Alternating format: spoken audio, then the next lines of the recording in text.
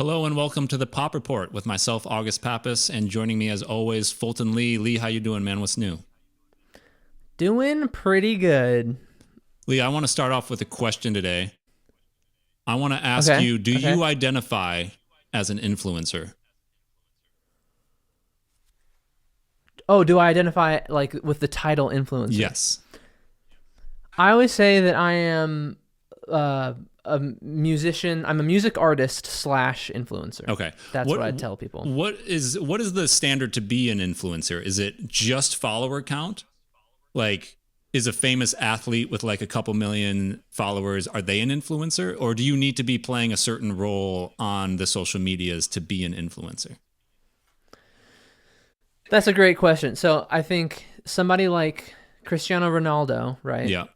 When he was before he retired, I would say he was probably not an influencer. He was just a celebrity, a soccer player who had a bunch of followers because he was famous. Yeah. But now he like makes content. He's like got a poppin' YouTube channel and he promotes it on his Instagram. And so now I think you could call him an influencer. So yeah, I guess it's like it's the style of content you make. Do you feel that the term influencer is a little bit of a pejorative, meaning it carries with it some sort of cultural baggage that's not always complimentary? Of course, definitely. I It's tried to like phrase that as it's kind of gently embarrassing. as possible. Yeah, no, it's like if you're an influencer, I think the first thing that pops in people's minds is like a teenage, like 14-year-old, like doing a little dance in front of their tripod and like Right. being a nuisance in public, you know? Yeah. It's funny. So, I have started to see your style of content, which is like standing in public with a sign. I've started to see it in the wild, right? In the wild of the internet, not looking for it, but like on the front right. page of Reddit or something like that. And have you seen much of that? Have you seen people who kind of do your thing now? I mean, yes. I don't know that I can really, I don't know that uh, I have the rights to say that it was my thing and Right. someone is doing it because of me. I have seen people do like my exact video, kind of word for word, same words on the sign, same kind of like thing that I said to start the video. Um, and so but it's one of those really difficult things where, on one hand, it is a creative. It's like intellectual property in the sense that I came up with an idea and then I executed it and then it had success, and that idea in some way seems like it should be copyrightable, but on the other hand, it's it's such a broad thing, and it's so hard to like diagnose what exactly are the kind of limits, like what's the definition of this IP. Yeah. It's like it's almost impossible to put a name to like what if you made a video, what would make it this IP and what would make it outside that IP. And It, so I understand how there's no, it's just the Wild West, and it kind of just has to be that way. So I don't, one, I'm not the first person to like do a man on the street right. thing Right. at all. But even when people copy it more directly, it's still like, it, it's, I can't like claim it in any way. Right. The guy that I saw, he had a sign that said, "Sit here if no one would miss you if you're gone." Right. And you've done like emotional songs that it's kind of like, sit here if you've had a bad day. So I was like, oh man, this guy's about to like put some like sad, just like intense stuff down. And so like someone walks up and sits next to them, and then somebody comes up and puts a hood over their head and like kidnaps them and like tosses them in a van, which is obviously, just for the joke, but it was so creative. I thought it was hilarious. Oh my God. Yeah. I saw that when it came out and I laughed so hard. That's so different than like somebody doing my thing. Like that's a spoof. Yeah. That's like a Yeah. parody, They just had a you know? great idea. Oh yeah. This is just a brilliant And joke. that's really the beauty of the internet, is it's going to filter for the funniest, just like smartest, quickest ideas that just, nail a certain concept like that. Yeah. I mean, that's I am not one to blame the algorithm for any kind of like success or non-success. Like the algorithm is just it's just showing you what people want to. It's just telling you via how successful your content does what people want. Yeah, yeah. Cool, man. Well, really anyway, doing what it does. This is our podcast. Is called the Pop Report. We call it that because we talk about pop music, movies, and just whatever's bubbling on the surface of pop culture at the time. Last week we dug into a little T Swift, amongst other things. But this week we've got a new list of topics here. One of which was actually recommended to me by you, so I'm looking forward to digging into this. Topic number 1 today, we are going to be talking about one of the latest Justin Bieber albums, called Swag. So Lee, to start us off today, I'm going to ask you for a letter grade. I'm going to ask you for a letter grade about Justin Bieber's album Swag. You're on. Okay, well, there's Swag 1 and there's Swag 2. They were released like a couple weeks apart. I haven't listened to Swag 2. Okay. But I was like hyper obsessed with Swag 1 when it came out. And you know, it's hard. My opinion on the album is so wrapped up in its place in the timeline of Justin Bieber's career. Yeah. So Justin Bieber, so he's one of the most famous pop stars in the world. And the majority of his music up to this point has been extremely top 40, is extremely digestible, very like, for lack of a better word, it doesn't mean it's a bad thing, but like formulaic pop structure, formulaic pop sounds and production, songwriting style, it's all like been very genred. And this album, there's a little explanation to do. There's an artist. I'm going to do this briefly as possible. There's an artist named Dijon. Yeah, I've been researching Dijon all this past week.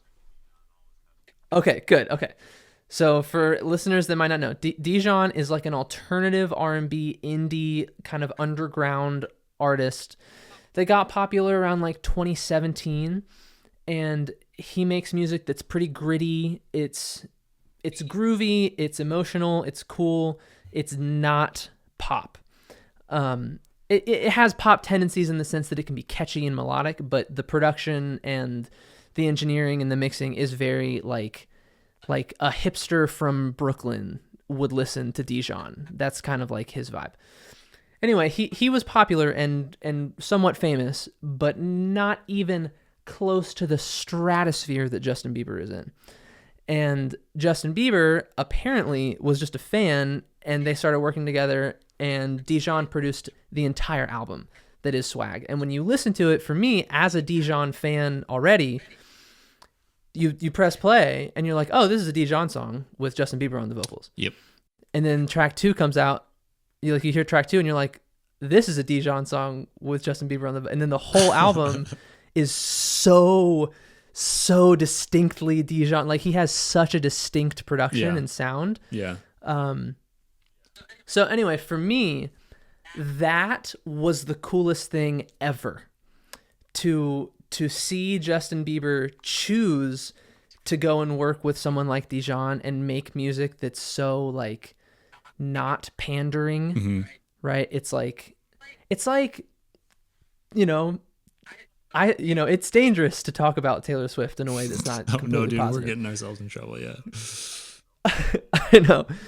If you look, this is just my take. I'm literally an idiot, so I'm probably not even right about this. But if you look at Taylor Swift's most recent albums, right, it seems like she's kind of trying to take a step away from the formulaic, like ultra pop sound that she's done so much of, and do something that's a little more artful.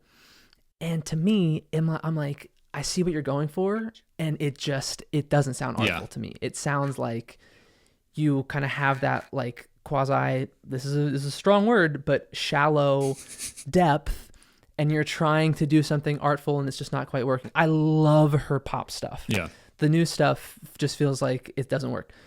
Justin Bieber, I feel like, is doing that same thing where he's stepping away from the ultra pop sound and he's doing something artful, and it really, really works. Yeah. At least to me. Yeah, I know what you mean. I think so anyway. Yeah, sorry, go ahead. Oh, okay. Well, so I if I was just in a vacuum listening to the album, there are some songs that feel a little repetitive. Certain hooks aren't my favorite hooks, and maybe I would give it a different grade. But for me, in the timeline of his career, in the timeline of pop culture, it is an A. It's a straight up A. Because I see your face right now, and I know I already know exactly how you're gonna feel about this album. I literally could probably give your take word for word without you even telling me. But um, I it's like, how could I describe this? Okay, it's like, imagine a super movie star like Ryan Gosling or Mm-hmm. something, and he decides to do like a really kind of artful Yeah. underground like indie Yeah. film, right? And so there's such a deeper connection that I have to it. Like it's just it's so cool to me to hear Justin Bieber's voice over that style Yeah. of music. And so it got in my blood. I was infected by these songs for like a month straight. So it's an A for me. I feel like there's a variety of lenses through which we can view it, and for our audience who might not know, we produce Fulton Lee music, right? Like we've worked with, you've collaborated with other producers, and we've worked with engineers and stuff before, but we produce our own music essentially. And what that means is often when we're listening to something and evaluating, it's kind of through a producer's perspective. And I think I can hear that in your answer, which is you're very much, um, analyzing kind of the differences in what makes the sound like it does compared to what it used to, and like what decisions were made to make that happen. And another perspective, which you've also talked about a little bit, is as a fan of Justin Bieber, which I think we both are, Mm-hmm. right? That's fair to say. I Mm-hmm. know I'm a fan Oh of yeah. Justin Bieber, and Yeah. it sounds like you are too. And then there's from the kind of broader pop culture, where are we right now, and how does that album fit into like trends and where everything's going? So Right. let's start with kind of the nuts and bolts, which you've already dug into quite a bit, which is it's produced by Dijon, who, if you watch his music, it's like they put a microphone on a table in a living room. All the instrumentalists are in there playing Mm-hmm. at the same time, and you get this really kind of earthy, um, just a sound. Yeah, it's got a Raw. growl to it. It's got just a more kind of organic sound. Like I recently listened to the new Sabrina Carpenter album, which is like a polished Mm. gem of music production, right? It's like Right. every sound is crisp, clean, and perfect, and that's really cool. But this is very much not that way. Um, and I very much enjoyed that about it as well. I don't think I'm quite at A grade, for a Mm-hmm. variety of reasons, but from a production perspective, it's really cool. I think it really exemplifies some maturity on some musical maturity, right? Because those sounds, you have to For hear sure. something that isn't perfect and recognize the beauty in it, right?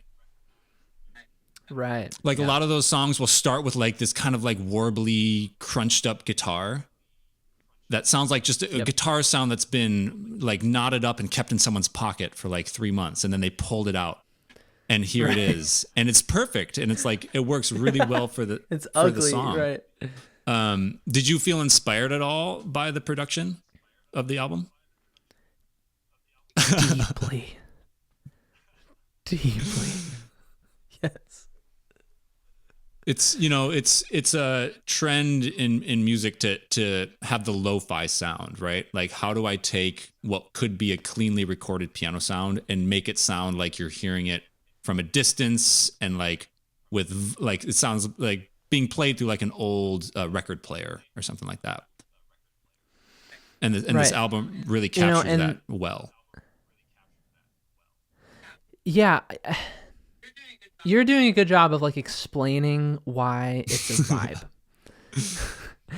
Right? Like, because I'm peripherally aware of the fact that like it sounds more raw, and I like really the only thing I'm consciously aware of is like, oh, this sounds like Dijon, and Right. it sounds less polished. But ultimately, like, it feels like they it's hard to describe this. When you are creating something, and you're in a studio and or a home studio or wherever it is, and you're in the flow and you're like making a beat, or you've come up with a riff on the keys or guitar or something, or you have a melody and or a hook and you're kind of repeating it, and you kind of get into this zone and this flow, especially if it's groovy. Even if it's not groovy, if it's emotional, you feel deeply, like, for me, I have like a very heavy emotional feeling that I'll carry around for like 2 or 3 days. And that flow state, or whatever you want to call it, it to me is so special and so magic. And oftentimes what happens is you're creating a track, or like, I guess oftentimes in the industry at large, especially throughout history of pop music, you're creating a track and that flow starts to happen and that magic starts to happen, and you're just putting things down. You're not thinking that hard about it. You just want to get ideas out. And then you have a recording of what you came up with, and it's a demo. And then you take that demo and maybe you work on it a little bit more, maybe you get some people's opinions, and if it's good enough, you really like it, then you'll re-record everything so that it's polished. And a big part of what we do, where we release a song every 2 weeks, is, at least in my opinion, one of the things I'm trying to do is capture that magic without over polishing it after it's captured. Yeah. And I feel like this album, and who knows what it was in reality, but it feels like it feels like I'm in the room, and they just, like, maybe they've been working on it for like 2 hours and they kind of have it to a listenable spot, and they're in that zone, and then I walk in the studio and I just hear it. Like, it feels so close to the magic of what it feels like as soon as you create something. That's what inspired me. I was like, man, I want people to feel like they're in the room, in my studio, feeling that magic. It's funny you say that too, because I think my favorite song on the album is Glory voice demo. Yep. Which is literally a demo. I wouldn't be surprised if it's someone's memo. If it's like his iPhone voice memo app, just recording. It is. Yeah. That's why it's called voice memo. And I think it's the best. I think it's the best song. And it's a great thing for us as producers to learn from, because we can get so caught up in the little nitty gritty details of, like, what does his hi-hat sound like? And is the reverb on this guitar right? Or, whatever it is. And you hear something like that and you realize, did you just capture some level of energy or joy or whatever it is? Did you just capture that feeling? And who cares what the production around it is, Exactly. And I was surprised at how naturally Justin Bieber's vocal delivery fit into that landscape. I think he's saying his face off. Yeah. It's like, I'm not a singer, so I don't really appreciate what's hard about singing and, what's difficult. But you can tell that he is rising to the challenge of whatever that music is offering him, and, really performing at a high level. How did you feel, like, as a singer? What are you learning about what Justin Bieber can do by listening to that album?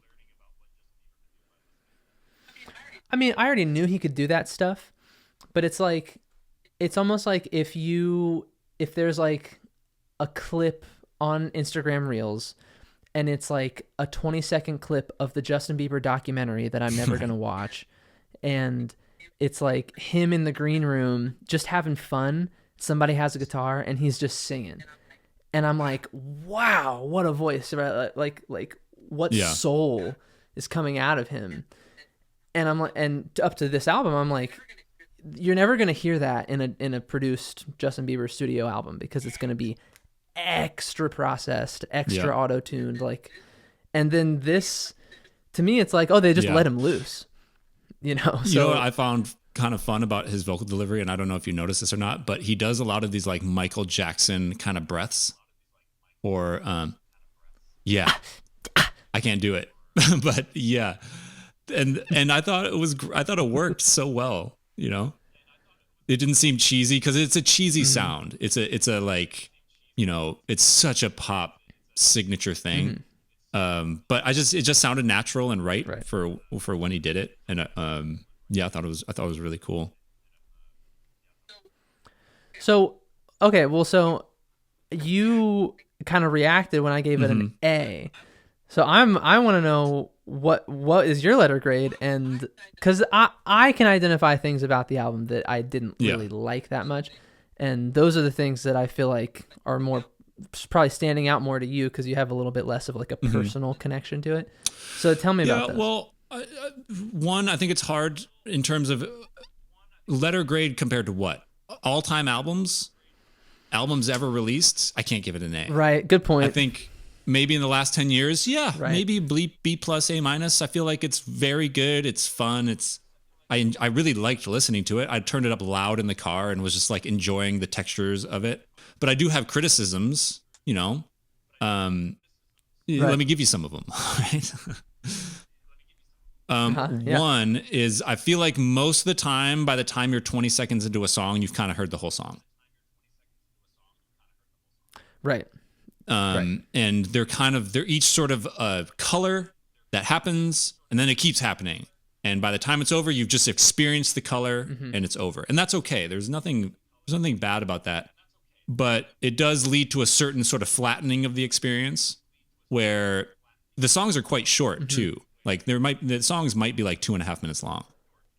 And if their songs are 2.5 minutes long and you're getting to 75 seconds in and you're like, I think I've really consumed this fully, then, you know, Right. it doesn't make it a bad song or a bad album, but, you know, it's a limitation it's a ceiling on how, you know, great the songs can be.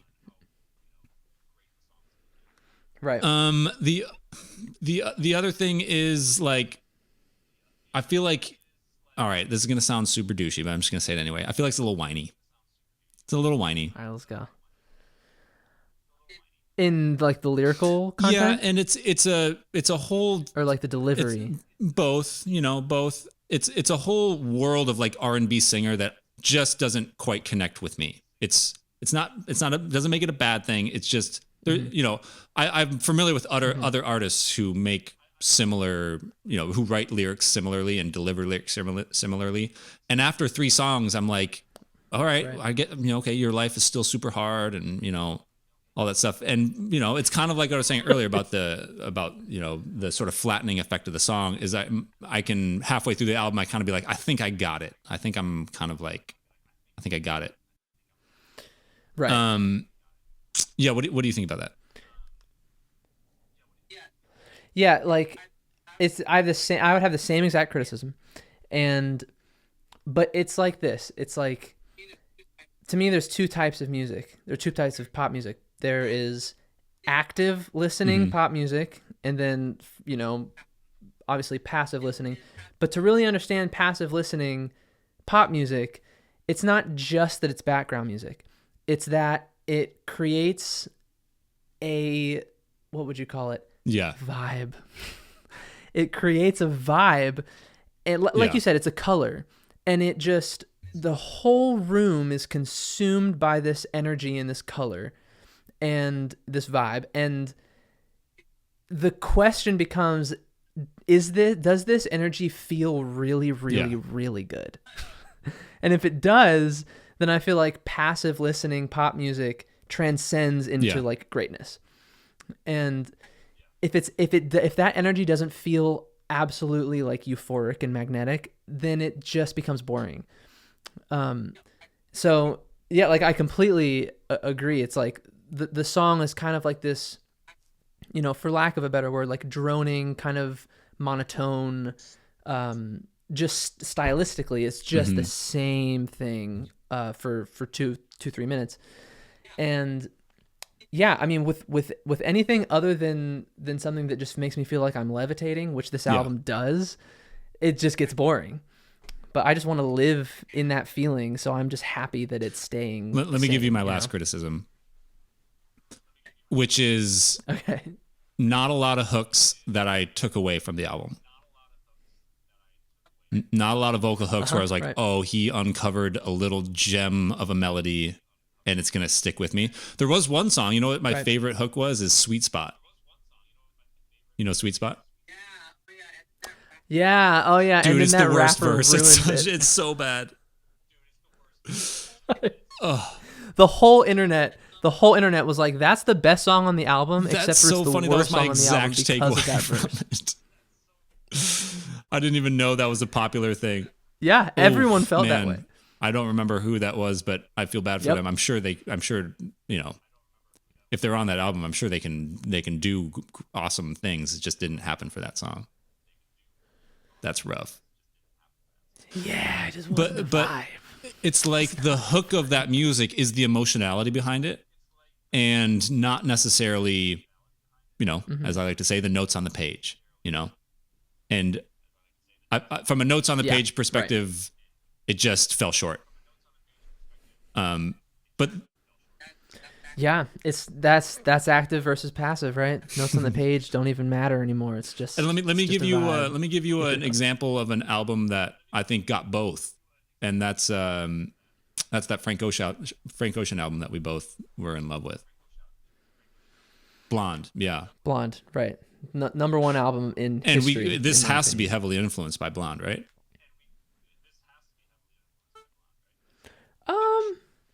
I'm sure that Dijon is a Frank Mm-hmm. Ocean fan generally. I think most artists that lean alternative are heavily influenced by that album. I mean, it was like Sgt. Pepper's, you know, it influenced the entire kind of trajectory of pop Yeah, music. that album really feels like a pillar. Like, it's not to be, you know, pejorative towards them or anything, but I wouldn't be surprised if they aren't that into Frank Ocean. But that sound has just become so fundamental, that delivery of soul, kind of R&B Yeah. soul, has become such a staple of pop music that it might just be in the blood of pop music now, that album. Right. Exactly. And so I would give it like a B minus okay, C plus for me. But that's from a compared to my favorite albums of all time, Okay. not Yep. compared to what's kind of been out in the last 5 years. Last 5 years, A minus, no question. Yeah. I honestly I can't feel wait the for you to exact listen to same. Swag 2. If it's all time. Oh yeah, so I you've have heard heard it. Swag 2. I'm really interested to see what you think about it. Yeah, me too. I haven't even I've heard like half of the first song. So don't tell me anything. Yeah. We can talk about it next One time. one thing I want to go over and make clear is that one thing I really admire about the album is how it made me feel about Justin Bieber. And how Right. it made me I really thought about who Justin Bieber is, what he came from, where he is now, and Yep. I have so much admiration for him after listening to that album, regardless of the letter grade. Let me try and frame this for you. Why? Well, I was thinking about. I think Justin Bieber Yeah. might be in the most difficult position that a successful pop musician, you know, pop star can find themselves in. And let me tell you why. Okay. So you and I, imagine when we were back in middle school, which we didn't go to middle school together, but imagine your middle school years, and we kind of grew up with Justin Bieber, right? He was pretty much our age. He was close enough to our age that we Totally. are, you know, progression through adulthood kind of tracked with his. And it's okay. Remember what middle school was like, right? Remember what middle school was like. And this is from, you know, I guess, you know, a heteronormative perspective. You know, this is not everyone's experience of middle school, but we're both straight dudes. So this was our experience. You go to middle school and your social perspective changes. Things become more competitive, right? Socially, in a way that you weren't used to in elementary school. And you start paying attention to how people think about you and what you think about other people in a different way, essentially like puberty, right? And the role that Justin Bieber played in our lives at the time was as kind of a god who has achieved everything that an insecure middle schooler desires. You know what I mean?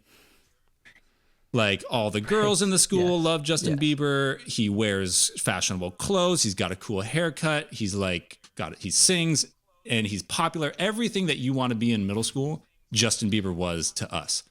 And what happens to a male who isn't Justin Bieber, who's just going through the awkward life of a middle schooler, is you start to hate someone like that. right?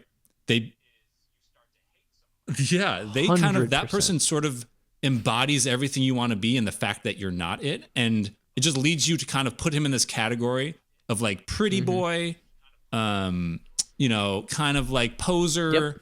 like lame. Lame is probably the best word Right. for it, right? Like if you were Yeah. in 8th grade and you were really into Justin Bieber and you were like one of us, that was a lame thing to be. Like I remember I had NSYNC albums that I was into in elementary school that I kept under lock and key, that no one would ever know that I was really into these NSYNC albums because it would be so embarrassing. And that's like, and so Justin Bieber grew up with one half of the population thinking he was a sort of pop star god, and the other half despising him for kind of reasons we probably didn't even understand. Like we just hated Justin Bieber because that's what you did, right? And so that's like that's what he grew up in. And it would be one thing if there wasn't an internet and he wasn't plugged into how everyone feels about him. But he was. And now he's our age. And I still, in some ways, even though I'm a fan of him, I still think of him in that way a little bit. Like Justin Bieber's kind of lame and, he's got a silly name and all this stuff. And to a certain degree, it feels like he has to earn us our respect in a way that just a normal musician wouldn't. You know what I mean? Like everyone who listens to him comes with all these expectations about him, and he has to display somehow to us, and not rightfully so. It's only because of our biases and what makes us bad people that he has to do this. But in a lot of ways, I think this album kind of shuts the door. I think this album ends that. Now he is just an artist who has a voice that I will listen to no matter what he decides to do. That is kind of above that middle school level of petty distrust and discomfort. And I think he had to take the risks that he did to get that. Like if he had just made another kind of straightforward, clean pop album, it would just be kind of a shoulder shrug. It's like, yeah, it's good, but it's whatever. But he didn't. He made this. He used a producer whose sound is like earthy and subtle, and you really need like a musical ear and maturity to make that all work. And he did. He did it. I think he stuck the landing. So that's why I feel the way I do. Yeah. Couldn't have said it better.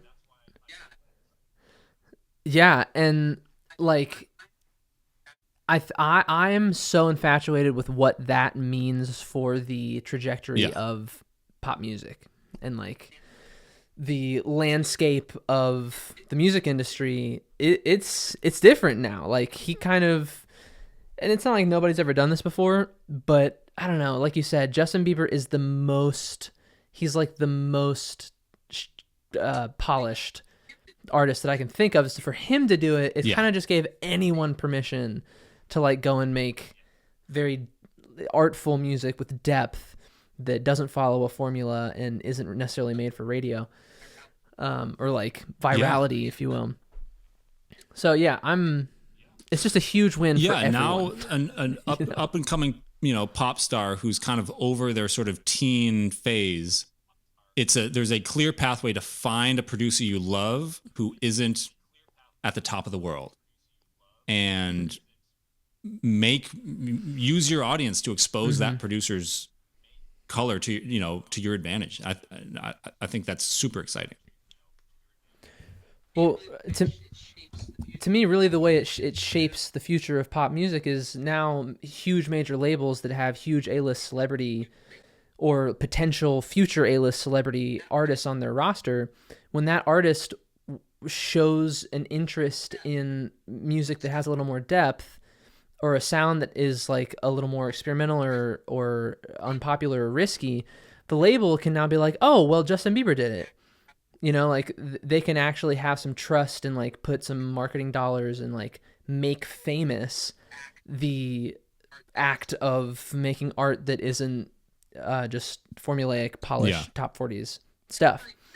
And it's funny because it's there are a lot of artists that have been bold, like Lady Gaga or like David Bowie. Somehow this is a little bit different because it's like, I think the word that makes it different than that is subtlety. Like it's bold in a way that is It's like almost quiet. It's hard to quietly catch. bold. Like yeah, exactly. And there's something about that I don't know, it just goes against the grain of everything that like pop Yeah. culture is. So yeah, big win. Big So dubs normally for in these the chat. episodes we do 3 topics, but we just spent like 35 minutes talking about this album. So let's do one more. Let's do one more and then we'll wrap it up. So this actually might kind of dovetail nicely with what we're talking about here. Last week we were talking about Taylor Swift, her position as a pop star in pop culture. And this week, let's talk about someone who might be an interesting sort of foil, an interesting contrast to that. And that's, let's talk about the legacy of Lady Gaga.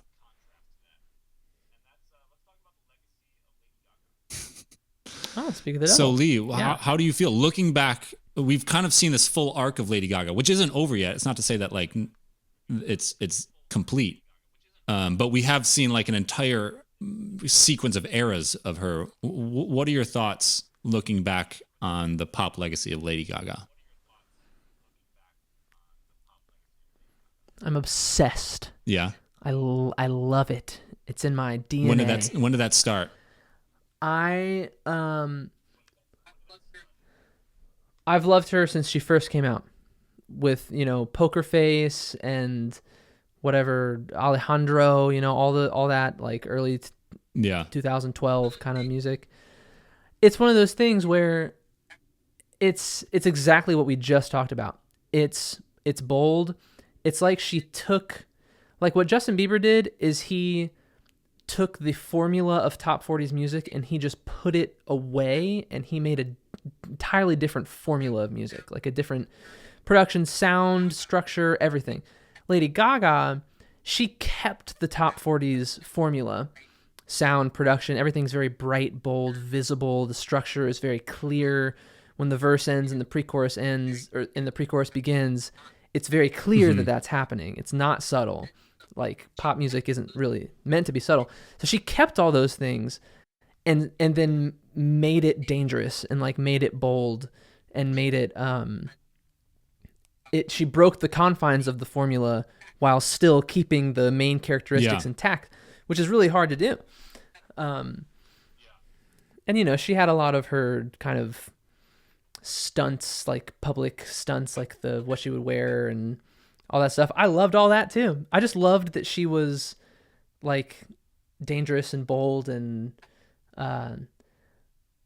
it's funny, I was like 14 when she was first coming out, but I've enjoyed every era. She's also just extremely gifted as a singer and a writer, and in a way that maybe a lot of Justin Bieber's early stuff didn't have. Lady Gaga's writing style, her signature of like the way she writes melodies and writes lyrics, shines through in her songs. Like Lady Gaga could write a song for a different artist and you could hear it and probably tell that Lady Gaga wrote it. And I love that. I don't love think when artists we have could that ever, signature. I guess, in some ways, put Justin Bieber and Lady Gaga into the same category because I think they're fundamentally different. Like, I think Lady Gaga is a different level of pop star on the order of like a Michael Jackson, and David Bowie is actually like a perfect. I didn't even think of David Bowie. I was kind of like brainstorming. Okay, who has accomplished pop stardom on the level that Lady Gaga has? And Michael Jackson came to mind. Prince. I think Prince falls into that category. And I don't think Justin Bieber can. And I was thinking about what is it that separates them? And tell me what you think of this theory. It's that for those individuals, what they did is they found in them what is weird about them, and they magnified that in their personality, and they made it they made it their image, right? Like Prince, it was all about sort of the gender fluidity, and Michael Jackson. That's I don't even know if I can summarize that in a sentence. But Lady Gaga, it's her her outward image is everything that makes her strange. What makes her exciting is all the weirdness about her. And Justin Bieber has never been that, right? he's never been like, look at how odd I am, Right. and that's what's most interesting about me. Mm-hmm.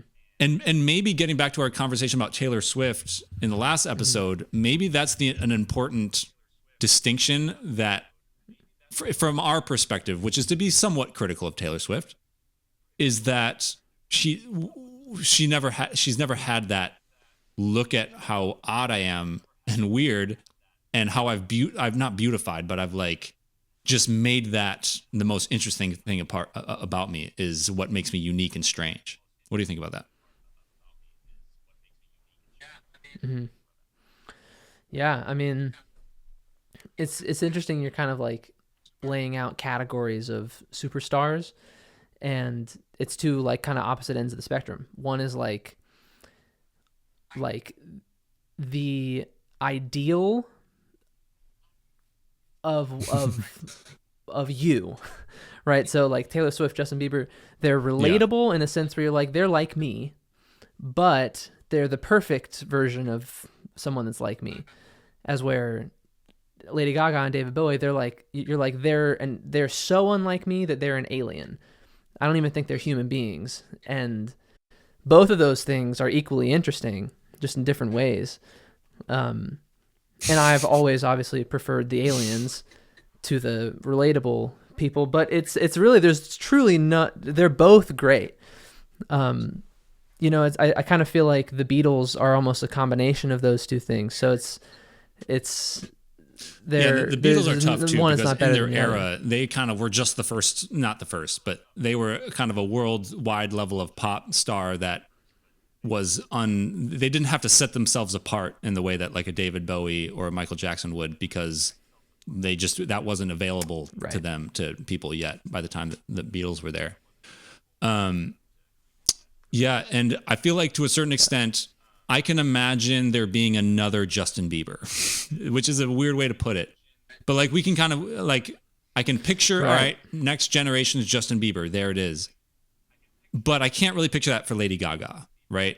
Like you don't go do the Lady Gaga thing. You just have to find your own weird and turn it into like that sort of icon that she did. But the thing about this new Justin Bieber album, to get back to our first conversation, it's the first thing that sets him apart in a way that I might think, wait a second, maybe there is something subtle and a little odd and a little off the beaten track about Justin Bieber that makes him truly distinctive.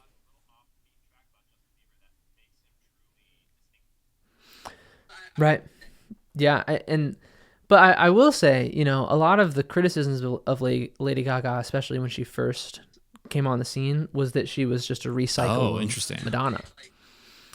So in that way, like, I can kind of see how someone might say, oh, there's totally going to be a new Lady Gaga in the next generation. Like, she was this generation's Madonna. So yeah, I don't see I think she separated herself from Madonna enough. But I see it. And her style of music at the time, like the Poker Faces and the Alejandros, like that's over. Like that's not going to be a thing again, right? It's kind of that like huge synth.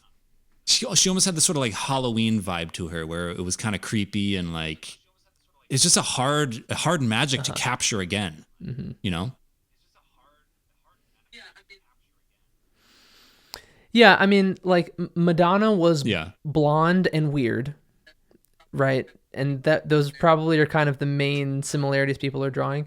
But Madonna was also like her brand was straight up sexy. Like that was the brand. And Lady Gaga's brand is like, you know, I'm a zombie, I'm gonna eat you. Like, you know, it was like just like from another planet, you know. So, and I don't know, maybe Madonna seemed that way back then. Maybe it's cool, man. Well, this has been fun. So I think next time we should definitely check in on Swag 2. I think you should check that out this next week. It'd be a fun follow up. I don't know if we're gonna burn another half hour on it, but I'm really excited to hear what you think about it, because it is different. You know, it's different in noticeable ways for sure. Oh, word. Okay. Yeah, I'm hyped because like I said, Swag 1 was the soundtrack to my Yeah, life. and for if like 2 our months if our straight, audience would so. like to give us their opinion on it, we'd love to hear it. It sounds like Discord is the best way for them to get in contact with us. Is that true? Yep. Cool, man. Hit Well, us up thanks on for joining Discord. me It's for in the my pop bio. report, and we'll be back next week to follow up on some of this stuff. All right, man. I'll talk to you later. Bada boom, bada bing. Peace out. Bye.